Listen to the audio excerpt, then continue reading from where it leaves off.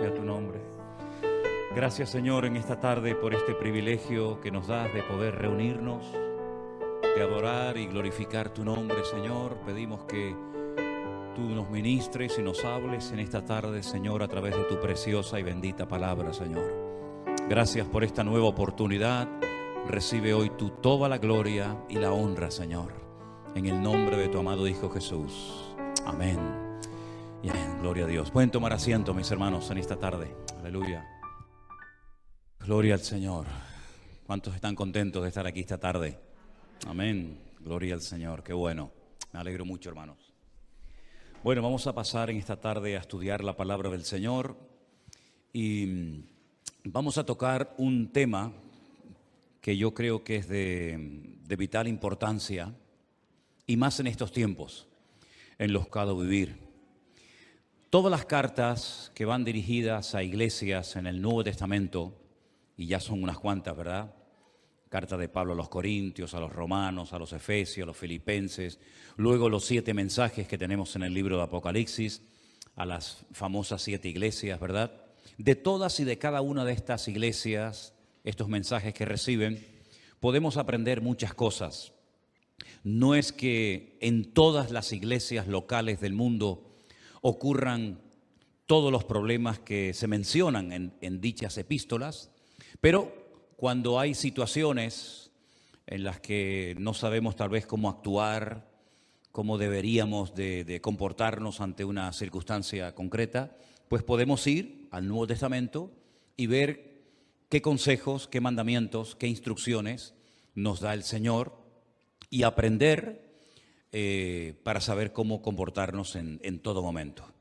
Hay una iglesia en el Nuevo Testamento, que es la iglesia de Corinto, que por distintos motivos y circunstancias siempre fue una iglesia con muchos problemas, con muchas divisiones internas.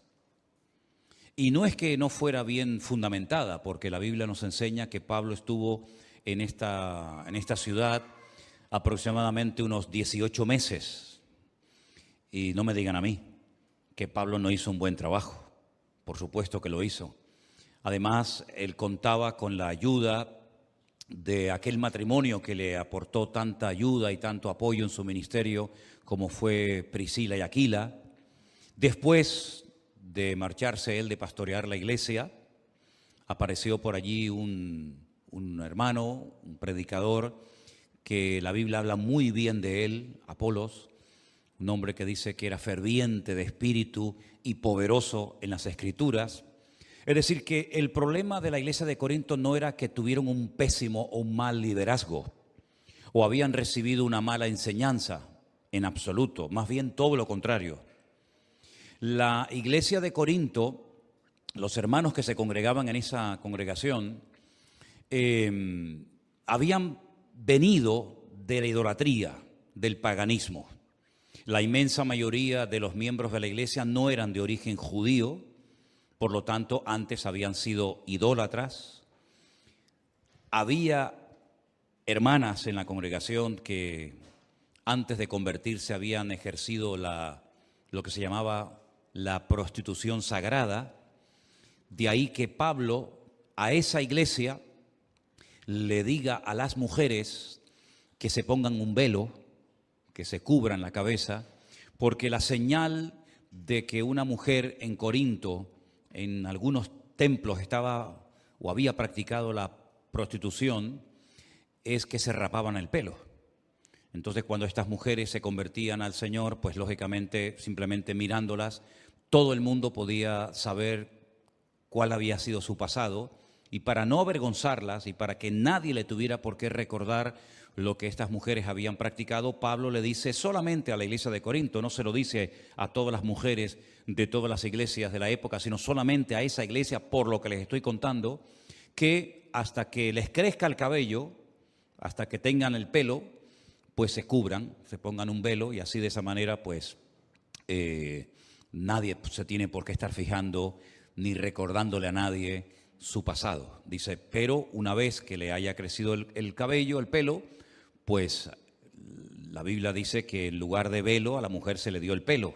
Por lo tanto, ya no tenían necesidad de de cubrirse. Todo lo que salga de ese contexto, pues no tiene ningún sentido, ¿no? Y menos hoy en día. Pero aparte de este tema, había muchos problemas en la iglesia local de Corinto. La Santa Cena, lo que se conoce en aquel tiempo como una especie de ágape, una especie de fiesta, de celebración, pues también había problemas porque no era como nosotros hoy en día, que le repartimos a cada uno su copita y su trozo de pan, sino que se hacían unos banquetes, se hacían unas fiestas, unas celebraciones tremendas en las iglesias, y había gente pudiente, gente con dinero, con recursos, que llevaba mucha comida, mucha bebida a los lugares donde se reunían, y otros hermanos menos pudientes, pues no llevaban prácticamente casi nada.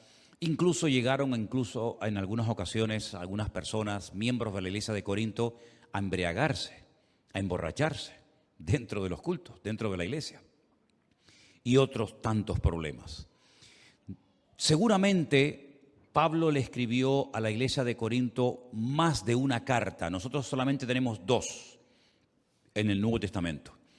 La conocemos como Primera de Corintios y Segunda de Corintios. Pero él hace referencia a otras cartas que no las tenemos en el Nuevo Testamento.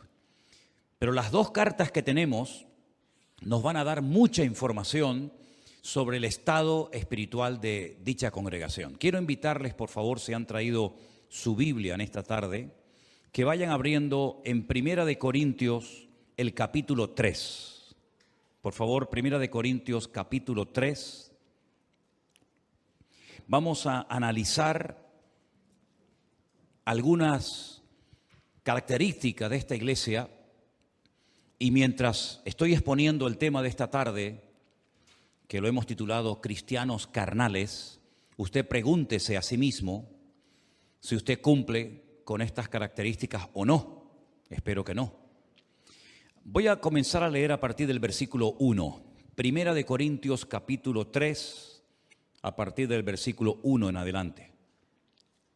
La palabra del Señor dice así: de manera que yo, hermanos, no pude hablaros como a espirituales, sino como a carnales, como a niños en Cristo. Os di a beber leche y no vianda, porque aún no erais capaces, ni sois capaces todavía. Porque aún sois carnales, pues habiendo entre vosotros celos, contiendas y disensiones, ¿no sois carnales y andáis como hombres? Porque diciendo el uno, yo ciertamente soy de Pablo, y el otro, yo soy de Apolos, ¿no sois carnales? ¿Qué pues es Pablo y qué es Apolos? Servidores por medio de los cuales habéis creído, y eso según lo que a cada uno concedió el Señor. Versículo 6, yo planté, Apolos regó, pero el crecimiento lo ha dado Dios. Así que ni el que planta es algo, ni el que riega, sino Dios que da el crecimiento. Y el que planta y el que riega son una misma cosa, aunque cada uno recibirá su recompensa conforme a su labor.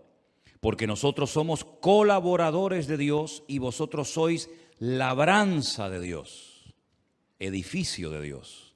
Conforme a la gracia de Dios que me ha sido dada, yo como perito arquitecto puse el fundamento y otro edifica encima, pero cada uno mire cómo sobreedifica. Porque nadie puede poner otro fundamento que el que está puesto, el cual es Jesucristo. ¿Cuántos dicen amén? Gloria a Dios. Pablo, lógicamente, cuando le escribe esta carta a la iglesia, no está en la iglesia.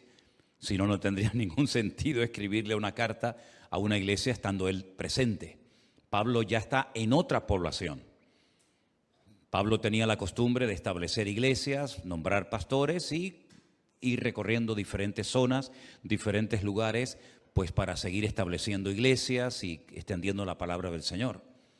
Le llega un informe a Pablo procedente de una familia donde le informan, donde le dicen que en la iglesia de Corinto han surgido una serie de divisiones internas, que la iglesia no anda bien, hablando claramente.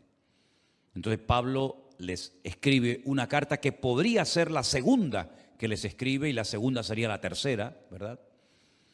Y una de las cosas que el apóstol Pablo destaca en este mensaje del capítulo 3 es que él está hablando a creyentes. En el versículo 1, cuando dice, de manera que yo, hermanos, esa expresión, esa palabra hermanos, Pablo la utiliza única y exclusivamente para hablarle a creyentes.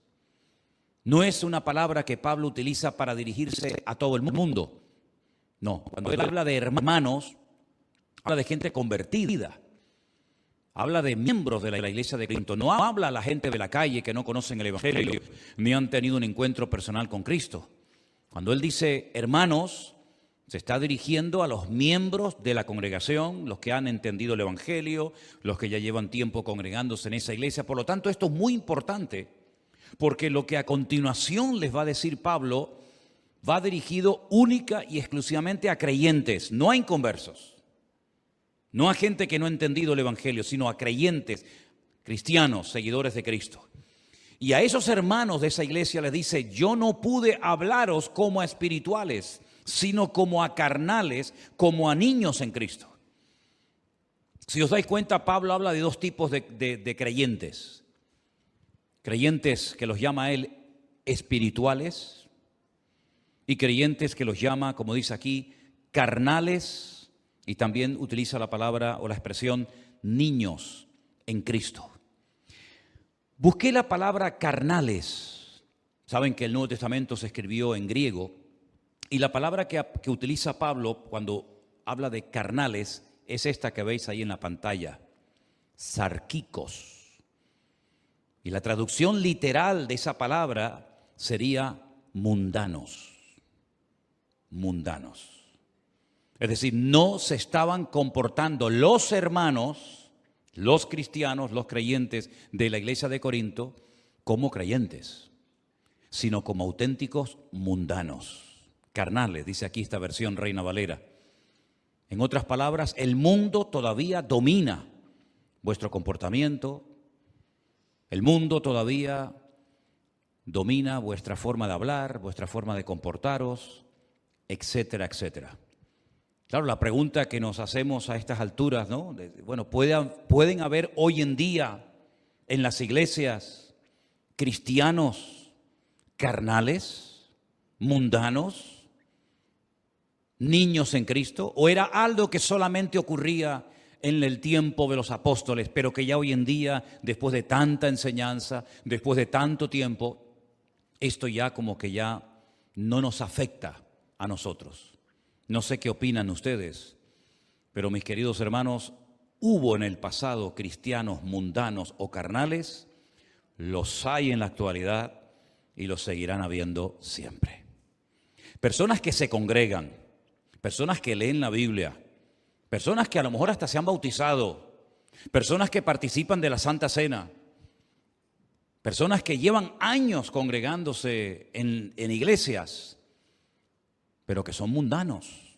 Son personas que no han terminado de romper con el sistema de valores del mundo. Son personas que en la iglesia son una cosa y en el mundo, en la calle, cuando nadie los ve, son otra completamente diferente. Incluso a veces hasta dentro de la misma congregación se comportan como si estuvieran con mundanos o con inconversos. Y Pablo dice que a ese tipo de creyentes no cuestiona su conversión, lo que sí está cuestionando es su madurez, su estabilidad, su firmeza en el Señor, su santidad. Dice que no, a ese tipo de personas no se le puede hablar en términos espirituales. Fijaros cómo una persona por su falta de madurez o de desarrollo en el Señor puede verse limitado a la hora de recibir enseñanza profunda en el Señor. A Pablo estoy convencido de que le hubiera gustado muchísimo hablarle mucho más profundo, darle una enseñanza mucho más profunda a los hermanos de Corinto, pero dice, no pude hablaros como espirituales, sino como a carnales, como a niños en Cristo. En esta misma epístola, pero más adelante en el capítulo 13, el apóstol Pablo dice, cuando yo era niño, hablaba como niño, pensaba como niño, juzgaba o me comportaba como un niño. Mas cuando ya fui hombre, dejé lo que era de niño. Son las distintas etapas de la vida. No se le puede pedir a un niño pequeño que hable, que se comporte, que actúe como un adulto, ni tampoco se le puede pedir a un adulto o se espera de un adulto que se comporte como un niño, porque cada etapa, cada edad de la vida, pues lleva unas características, ¿no? Y el apóstol Pablo dice que estos hermanos de la iglesia de Corinto no habían madurado. Los llama mundanos, sarquicos, es la palabra griega que aparece, carnales, niños en Cristo. Dice que les daba leche, que es lo que comen los niños, no alimento sólido, vianda, porque no eran capaces, ni sois todavía en el momento actual, en el momento de recibir la carta, todavía no habían madurado. Dice, sois carnales, se lo vuelve otra vez a repetir. ¿En qué se basaba Pablo para hablar con tal contundencia a la iglesia? ¿En qué se basaba Pablo? ¿Qué observaba en ellos para llamarles niños, carnales, mundanos? Bueno, ahora lo dice. Hay entre vosotros, versículo 3, celos, contiendas y disensiones. Es decir, la forma como ustedes se están comportando dentro de la iglesia, no digo fuera, sino dentro de la congregación, es una forma típica de un mundano. Son las características típicas de una persona carnal, una persona celosa, envidiosa, que crea divisiones, que hace grupitos, ¿verdad? Que menosprecia a unos en favor de otros, contiendas, disensiones. Es decir, todos creo que tenemos en nuestra casa uno o varios espejos, ¿sí o no? ¿Cuántos tienen espejos en sus casas? Todo el mundo, ¿no? Algunos no pueden vivir sin un espejo. ¿A qué no? Se miran 40 veces en el espejo a lo largo del día. ¿Qué es lo que refleja el espejo? Lo que le pones delante. No te enfades con el espejo si te ves gordo, si te ves viejo, si te ves arrugado, si te ves demasiado canoso, si te ves... No te enfades con el espejo. El espejo proyecta lo que le ponen delante. Ni más ni menos.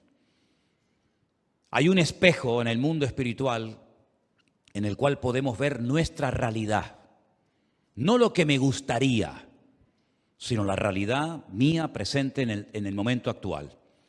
Y es que mi nivel de madurez se refleja en la forma como me relaciono con mis hermanos en Cristo.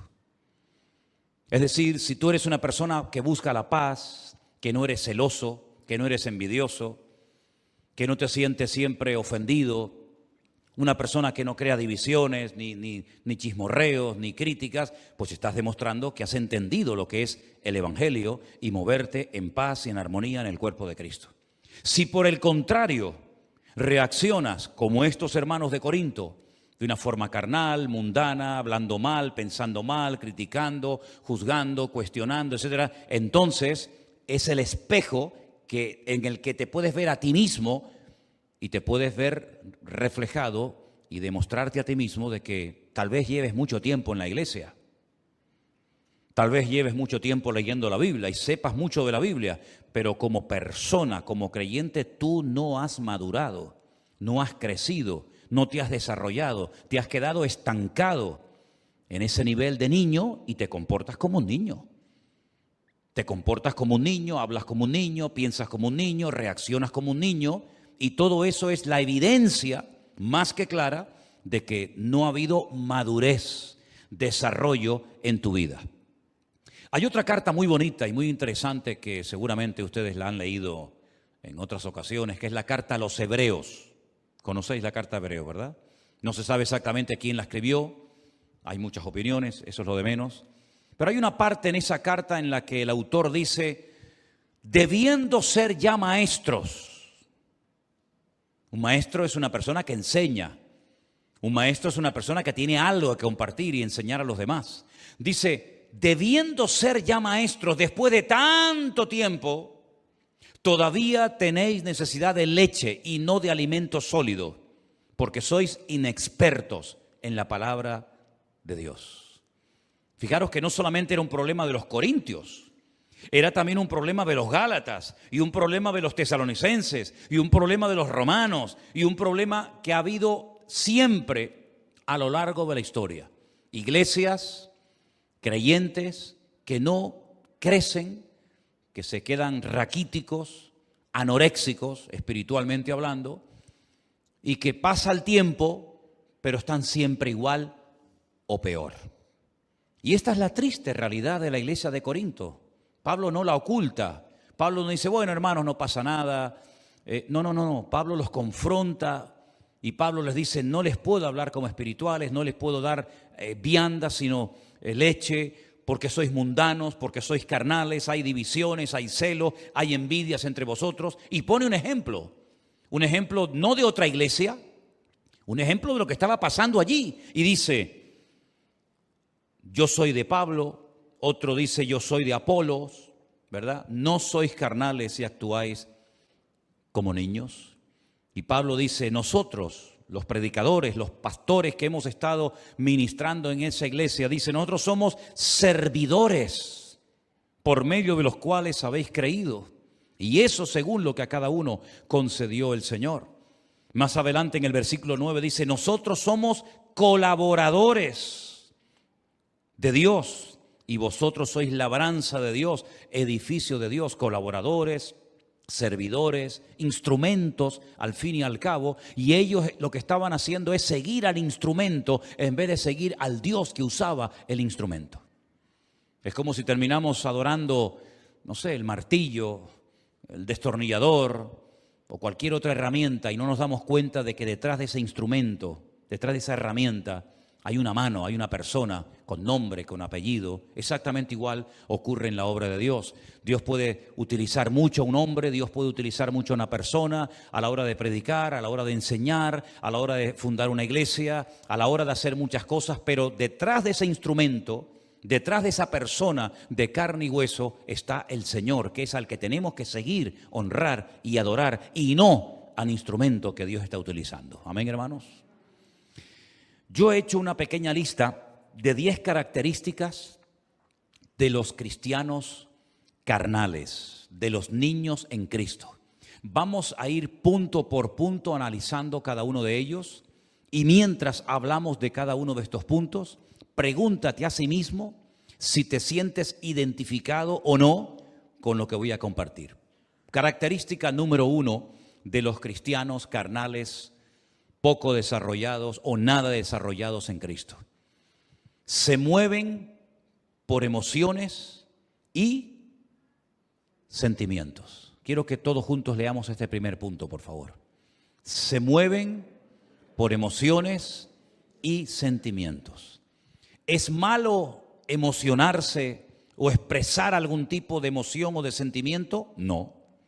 Dios nos ha creado con la capacidad de llorar, de reír, de emocionarnos, pero las emociones y los sentimientos pueden ser traicioneros, porque son fluctuantes, son cambiantes. No sentimos lo mismo ahora que cuando teníamos 14 años o cuando teníamos 8 años.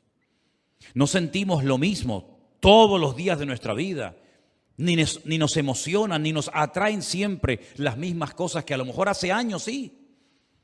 Porque vamos cambiando, vamos progresando, ¿verdad? Y no es lo mismo un niño lo que siente, por lo que se emociona con sus juguetes, con sus amigos, que un hombre, una mujer ya casada, con familia, con hijos, ¿verdad? Los sentimientos son fluctuantes, son cambiantes. Y el creyente no puede ser fluctuante. Ahora creo muchísimo, mañana no creo nada.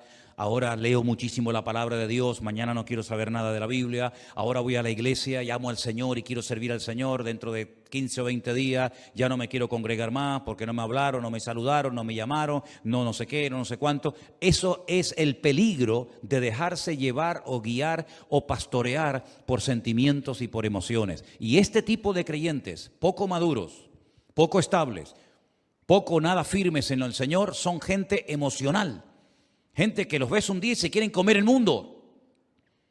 Y al poco tiempo ves que el mundo se lo comió a él. Son gente emocional, gente fluctuante, son personas manipulables, son personas que no tienen estabilidad en el Señor. Y hoy en día, si algo necesitamos los cristianos, es estar bien firmes y estables y constantes en las cosas del Señor. Amén, hermanos. Porque el mundo cambia tan rápido. La vida que estamos llevando hoy en día, hace poco tiempo atrás, era completamente diferente. Y la vida cambia continuamente, pero el Señor permanece para siempre, porque Él es el mismo ayer, hoy y para siempre. ¿Cuántos dicen amén? Segunda característica de los niños en Cristo, de los cristianos carnales, no aceptan un no por respuesta, ni de Dios ni del hombre. Siempre quieren salirse con la suya, como los niños, ¿verdad? Como le digas al niño, no hay más caramelos. Tercera Guerra Mundial. Se te tira al suelo. Bueno, los nuestros no, porque son santos, ¿no? Pero a veces vemos por ahí cada escena que yo digo, madre mía, increíble. Y al final la madre cede y le dice, bueno, toma, para que se calle. Ya ganó el mocoso. Cuando tenga unos cuantos años más, te va a pasar factura el no haberte sabido posicionar y mantener el no. No dice la Biblia, sea vuestro no, no, y vuestro sí, sí, pues por algo lo dirá la Biblia, ¿verdad? No aceptan un no por respuesta, siempre se quieren salir con la suya. Dice, no, eso no se puede hacer, hermano. Ya se enfadan, ya se ponen con la cara larga, ya les cambia el semblante, como a Caín, ¿se acuerdan? Dice que a Caín le cambió el semblante porque no aceptan un no. Ni de parte del pastor, ni de parte del padre, ni de parte de la madre, ni de parte de Dios, ni de parte de nadie. Porque son caprichosos, consentidos.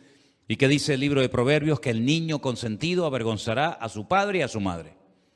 Y el cristiano carnal es una persona que siempre se quiere salir con la suya. Yo quiero esto, yo quiero esto, yo quiero esto. Y si no me lo dan, pues me voy a otra iglesia donde sí me lo van a dar. Nada más entrar sin conocerme de nada. Tremendo, ¿no? Tercera característica, hacen las cosas para ser vistos, generalmente. No pueden pasar desapercibidos, no saben estar quietos, no saben estar ahí sentaditos. Siempre tienen que salir en todas las fotografías.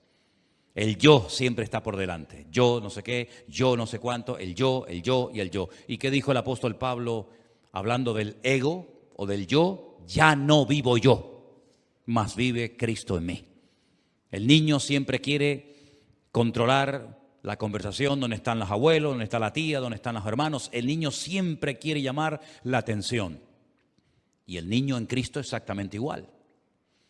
Cuarto lugar, el niño en Cristo, la persona inmadura en Dios, se ofende fácilmente. ¿Saben por qué? Porque espera recibir de la gente algo y cuando no lo recibe se ofende. ¿Cuántas veces yo les he enseñado y les he dicho, hermano, escúcheme bien, si usted no se quiere sentir ofendido, nunca, no espere nada de nadie. Como usted espere algo, lo que sea, de alguien y no se lo da, no lo recibe, se va a sentir mal. No espere nada de nadie, pero de Dios espere lo que el Señor tenga preparado para usted.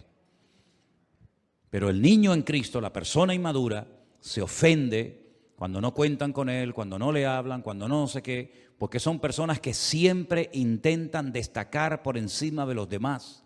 No saben pasar desapercibidos y cuando se les dice que esperen o que oren o que busquen al Señor y que no se precipiten, que no actúen precipitadamente por impulsos, por emociones o sentimientos, se ofenden.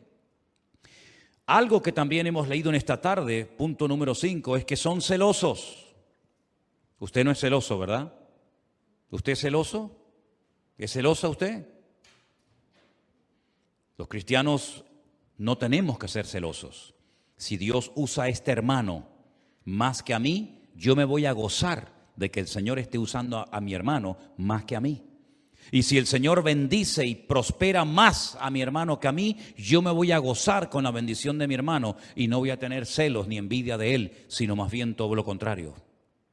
Pero son celosos porque tienen miedo a perder su posición, tienen miedo a perder su sitio.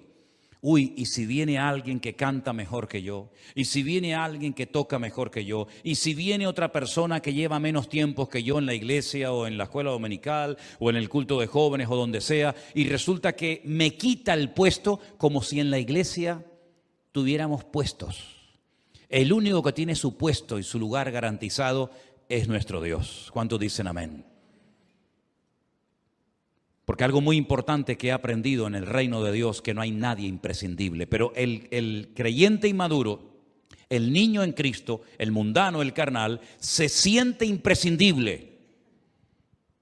Y el Señor nos ha mostrado 1000 veces que en la iglesia de Cristo no hay nadie imprescindible. ¿Cuántos dicen amén? Se murió Pablo, el apóstol Pablo, una tremenda pérdida. Seguramente muchos hermanos lamentaron que lo ejecutaran en Roma. ¿Qué va a pasar ahora? Nada. La iglesia siguió adelante. Y murió Juan y Santiago y Timoteo. Y murieron todos los apóstoles de Cristo. ¿Y qué pasó con la iglesia? Siguió adelante, no pasó nada. Y vinieron persecuciones, y vinieron herejías, y vinieron personas a hacer daño a la iglesia. ¿Y qué pasó con la iglesia? Siguió adelante. Porque la promesa de Dios es que las puertas del Hades, del infierno, no prevalecerán contra la iglesia.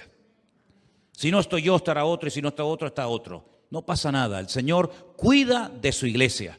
Y si no es presencialmente, es por internet. Y si no es por internet, no se preocupen ustedes que el Señor es fiel y nunca nos va a abandonar. El único imprescindible en la casa de Dios, en la iglesia, es Él, el dueño, la cabeza de la iglesia.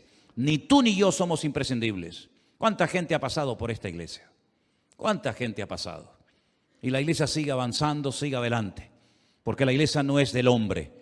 Una verdadera iglesia, quien la sustenta y quien la cuida es el dueño de la iglesia, que es el Señor Jesucristo. Y si no toca uno la batería, no te preocupes, mañana viene otro. Y si no, no pasa nada. Y si no hay pastor, vendrá otro. Y si no, siempre es así. El Señor nos ha demostrado que al único que tenemos que anhelar que esté siempre es a Él y a su presencia. Un punto muy importante también, el número 7, es que siempre están a la defensiva. Cualquier mensaje que uno predique ya se lo toman, se sienten aludidos, porque siempre están con la escopeta cargada, siempre están con las uñas para afuera, a la defensiva. Esto lo está diciendo por mí, seguro. Yo sé que esto me lo está diciendo a mí. Gracias al Señor, con 60 años que voy a cumplir dentro de poco tiempo, nunca he necesitado de un micrófono para decirle a una persona en su propia cara lo que he sentido de parte de Dios decirle. No necesito utilizar el púlpito para decirle a usted, hermano y hermana, lo que creo de parte de Dios que le tenga que decir. ¿Cuántas veces, tal vez ustedes no lo saben, porque si no lo digo, ¿cómo lo van a saber? Pero ¿cuántas veces ha terminado un culto y se me han acercado unas cuantas personas y me han dicho, hermano, hoy el mensaje era todo para mí? Hoy el Señor me habló y resulta que hace 10 minutos me lo dijeron 4 personas y él o ella no se habían dado cuenta. Porque la palabra de Dios es para todos. Y cuando un pastor, por lo menos yo no sé lo que hacen los demás ni me interesa, pero yo cuando predico para toda la congregación y que cada uno sea ministrado conforme a la necesidad de su corazón. Y si el Espíritu Santo te ha hablado y te ha sentido aludido, no te ofendas, dile gracias Señor, porque en esta iglesia cada vez que vengo, tú siempre me hablas. ¿Cuántos dicen amén? Yo particularmente... Yo he sido muy pocos años miembro de iglesia porque desde muy joven estoy predicando. Casi de los 17, 18 años estoy predicando y pocas veces he sido miembro de una iglesia.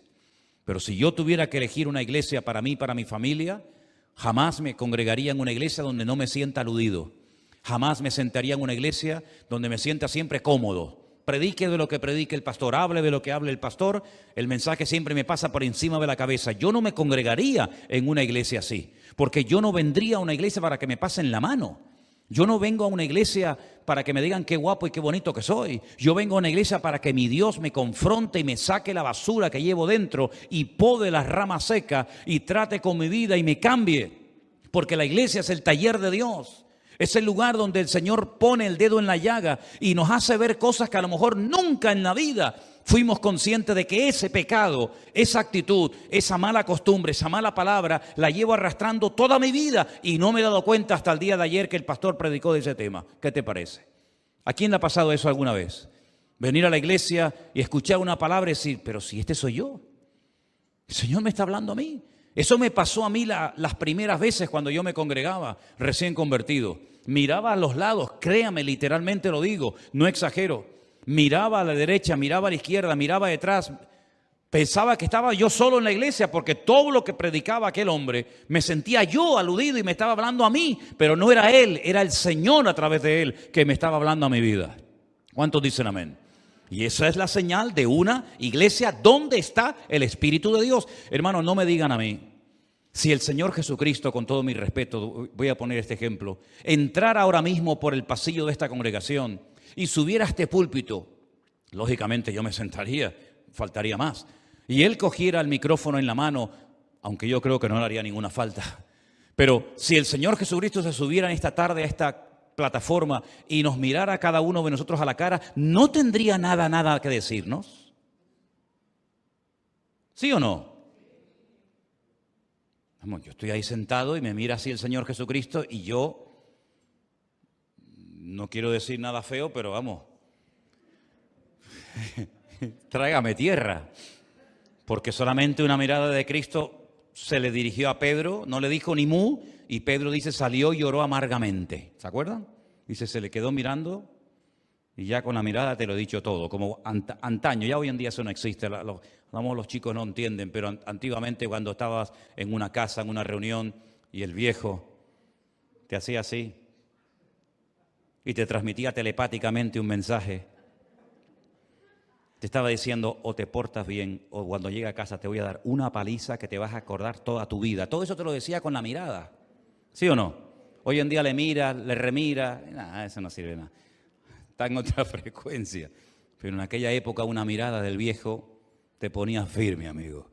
Imagínese si el Señor subiera esta tarde a esta plataforma y se te queda mirando, sin decirte nada, te lo está diciendo todo, querido. ¿Sí o no? Pues eso tiene que ser una iglesia. No como aquellos que decían, nos hemos enriquecido, no tenemos necesidad de nada. Y dice el Señor, he aquí yo estoy a la puerta y llamo, si alguno oye mi voz y abre la puerta, entraré a él, cenaré con él y él conmigo. Habían empezado el culto y habían dejado al Señor fuera, metafóricamente hablando, ¿verdad? Habían empezado la reunión, el culto, la alabanza, la predicación, y la presencia del Señor no estaba. ¿Cómo puedo yo saber si en una congregación está o no está la presencia de mi Señor? Porque yo me siento aludido, como si el Señor literalmente me estuviera mirando a la cara, me sentiría tremendamente aludido. Pues en una iglesia, cuando se pone la palabra de Dios, la palabra siempre hablará y tocará nuestros corazones. ¿Cuántos dicen amén? Qué maravilla. Yo lamentablemente, digo lamentablemente porque ya me gustaría a mí poder estar ahí sentado y que me predicara otro y que me enseñara la palabra, pero llevo 40 años prácticamente sin que nadie me predique.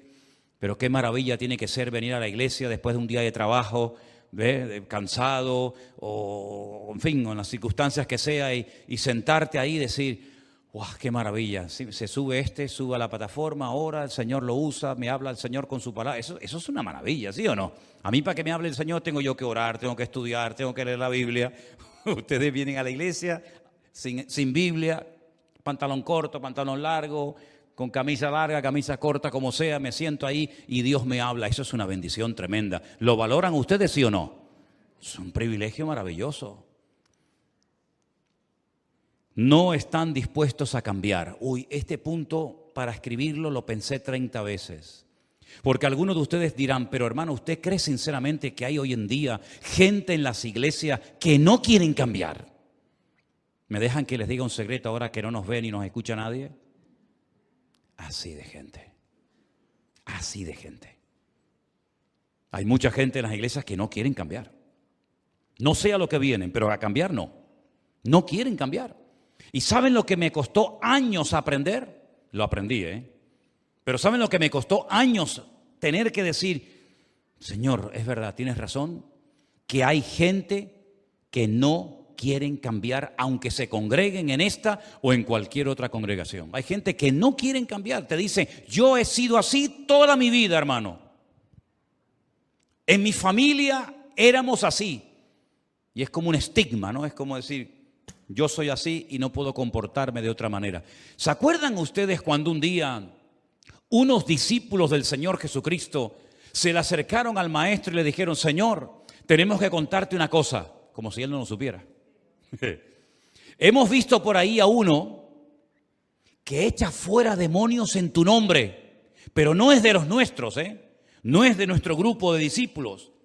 Van por ahí echando fuera demonios en tu nombre. ¿Quieres que oremos para que caiga fuego del cielo y los destruya? ¿Pero qué estás diciendo? ¿Estás loco? Y el Señor dijo, hijos del trueno, ¿qué estáis diciendo? ¿Sabes quién dijo ese comentario? ¿Sabes quién le hizo ese comentario, ese chisme al Señor? Uno de ellos era Juan. Sí, Juan, ese que dice, amaos los unos a los otros, porque el que no ama no ha conocido a Dios. Ese que está todo el día hablando del amor en sus cartas, ese un día le dijo al Señor, si quieres oro para que caiga fuego del cielo y los queme a todos. Qué cambio, de llamarlos hijos del trueno a ser el discípulo amado, el más cerca del corazón y la vida del Señor. Un cambio completamente radical en su vida. Pedro, aquel que dijo, yo no le conozco, no sigas insistiendo, yo no sé quién es ese hombre, yo no quiero saber nada de ese hombre. Al final terminó diciendo, Señor, te amo, Señor, te amo, Señor, te amo, tú lo sabes todo, Señor, y terminó dando su vida como mártir por Cristo. Todos hemos tenido malas experiencias, todos hemos tenido malas etapas, todos hemos sido dominados por la carne, por el orgullo, por la soberbia, por tantas cosas de la vida. Y el que no lo quiera admitir se engaña a sí mismo. Pero gloria al Señor que en Cristo hay posibilidad de cambio. Que nuestro carácter puede ser domado y presentado a los pies de Cristo y no ser un esclavo de ese apellido que siempre ha sido así los hombres en mi casa, en mi familia, y no ser dominado por las pasiones y no ser dominado por mi carácter, sino ser dominado y controlado por el Espíritu Santo de Dios, que es mansedumbre, fe, templanza, amor, paciencia. Contra tales cosas no hay ningún tipo de ley. ¿Qué ley le vas a poner al amor? No se amen tanto. Prohibido amarse tanto. Prohibido tener mucha paciencia. No se le puede poner fronteras al campo. No se le puede poner fronteras, ¿verdad?, al viento ni al fruto del Espíritu de Dios. ¿Por qué? Porque la Biblia nos enseña que el que quiere cambiar puede cambiar en el nombre del Señor. No es fácil, lleva tiempo, pero si queremos cambiar, Dios tratará con nuestra vida y nos cambiará. Pero los carnales, los que se acostumbran a ser cristianos mundanos, dominados por el mundo, por las pasiones del mundo, por las modas del mundo, por el estilo de vida del mundo, pues no quieren cambiar, porque si quisieran cambiar ya habrían cambiado. Número 9. Condenan a los demás para justificarse a sí mismos. ¿Conocen gente así? Esto se llama en psicología proyección. Esto es muy típico en los niños. Mira, precisamente en los niños. Estamos hablando de niños, ¿no? Estamos hablando de niños en Cristo. ¿Quién pintó la pared? A ver, ¿quién pintó la pared aquí? ¿Quién hizo ese dibujo? Y te dice el niño, yo no. ¿Quién fue? Él. Y vas a él y dices, ¿quién fue? No, él. Les da miedo decir, fui yo pinté la pared. Proyectamos en el otro, ¿verdad?, por miedo a reconocer que fui yo el que pinté la pared, el que dije esto o hice aquello. Y el cristiano carnal, el niño en Cristo, es la persona que dice, hay peores en la iglesia que yo. ¿Conocen gente así? Bueno, fumar tampoco es tan grave. Criticar es peor que fumar. O fumar es... Digo fumar como puedo decir cualquier cosa. Parece que siempre el fumador es el peor pecador del mundo, ¿no? Y después está uno que critica y como no se ve. Pero hermanos, reconozcamos las cosas. Que no nos cueste reconocer, decir, sí, mira, yo lo hice. Sí, perdona, fui yo, ¿qué quiere? Tengo este problema, estoy en un proceso de restauración del Señor, porque ¿quién en esta tarde no admite que estamos en proceso de restauración por el Señor? ¿No dice la Biblia en el libro de los Hechos que antes de que Él venga restaurará todas las cosas? Todos estamos en un proceso de restauración. Me acuerdo que hace años, cuando yo me convertí con los misioneros norteamericanos, traían de vez en cuando grupos de jóvenes. Claro, yo en aquellos tiempos era muy sarquicos. A ver, ponme sarquicos. ¿Qué era sarquicos? Mundano. Yo era muy sarquico, muy sarquico. Y claro, cuando venían aquellos grupos de americanos, las jóvenes que venían eran impresionantes. Impresionantes.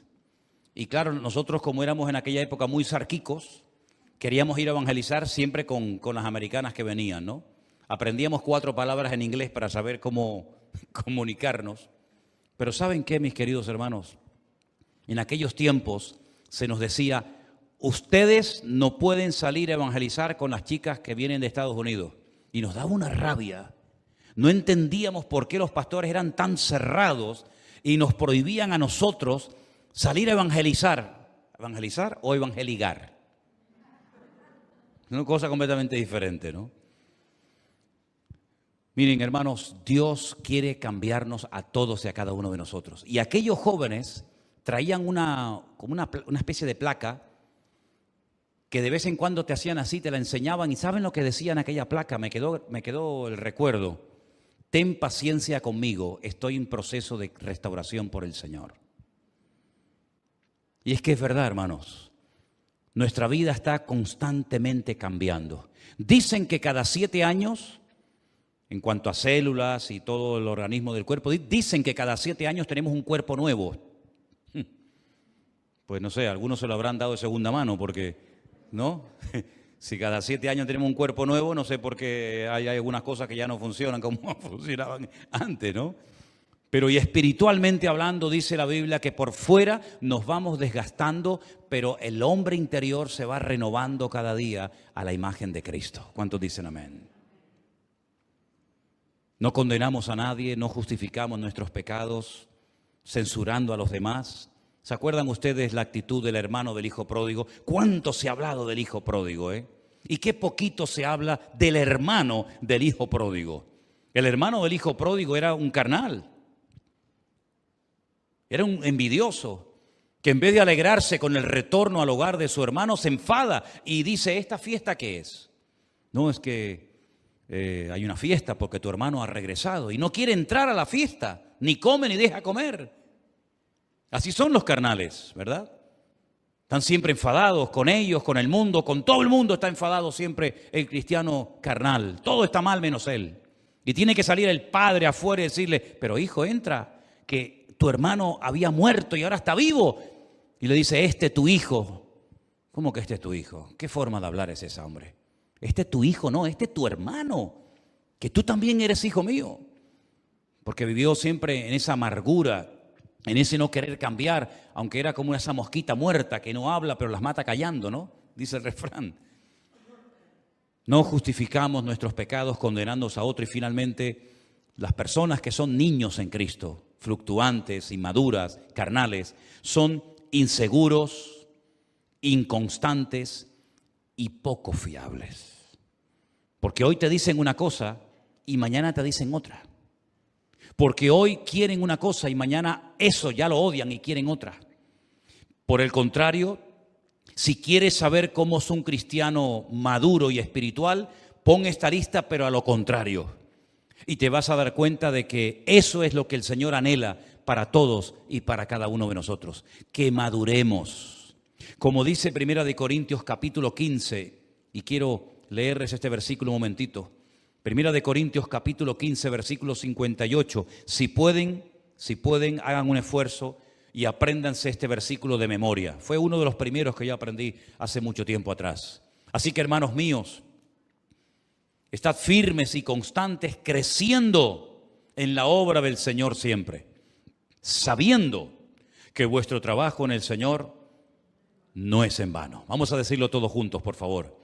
Así que, hermanos míos, estad firmes y constantes, creciendo en la obra del Señor siempre, sabiendo que vuestro trabajo en el Señor no es en vano. ¿Cuántos dicen amén?